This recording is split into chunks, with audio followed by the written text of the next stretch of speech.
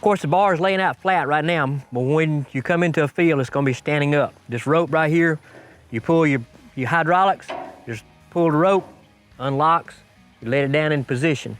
When you let it down in position, there is a locking mechanism right here that you put up against the gearbox, on top of the gearbox, that holds everything down flat in place. Leave it in when you get through the field. You let it tilt down, throw it back up where you can raise it back up into position. Of course, your spring's got a certain setting in the manual that it has to be at. The spring right here is what helps carry the load of the bar. If it's too strong, if you got it too tight, it's gonna make the bar bounce out there. If you got it too loose, it's gonna make it drag. So it does come preset, but you do have to check it from time to time. All right, hydraulic cylinder, of course, at the end of the field, you hit it just a little bit, hit the 3-point hitch, spin around, set everything back down to go. Everybody cuts hay a little bit different, so you see this thing is tilted a little bit forward. I actually would have liked for it to have been cut a little bit more forward, but you adjust that by your third link on your tractor right here.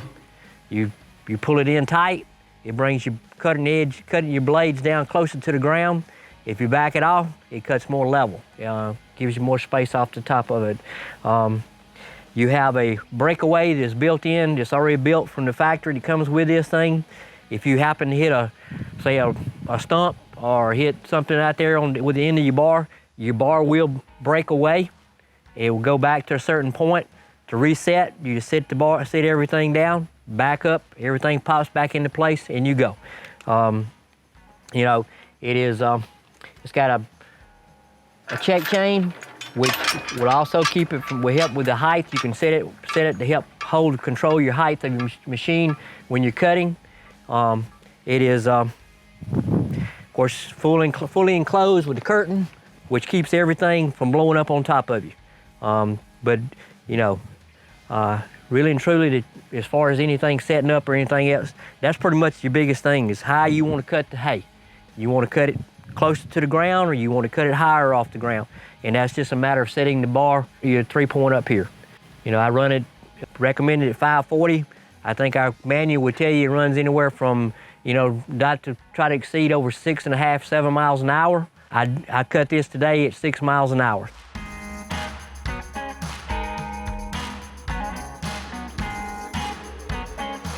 You have 3 grease fittings on right here, one down a little bit lower, and one here on your pivot where your bar and everything comes up and down. This right here is it keeps it greased where if it does do a breakaway.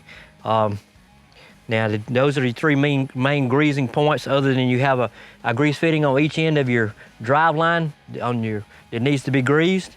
You have on your gearbox, you have a plug on top of it that you can take out, check your oil right there.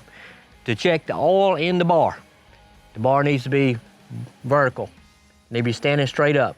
There is a plug, you remove that plug, the oil level should be even with the hole. Does not, if you overexceed that hole, overexceed the amount of oil that's supposed to be in it, it will make this bar run hot.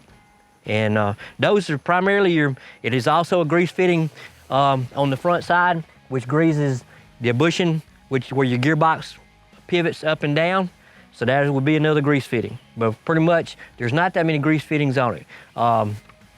Also, to adjust the tension on your belt, this piece right here, you loosen up on it and then tighten up on this, and that will tighten up the tension on your belt.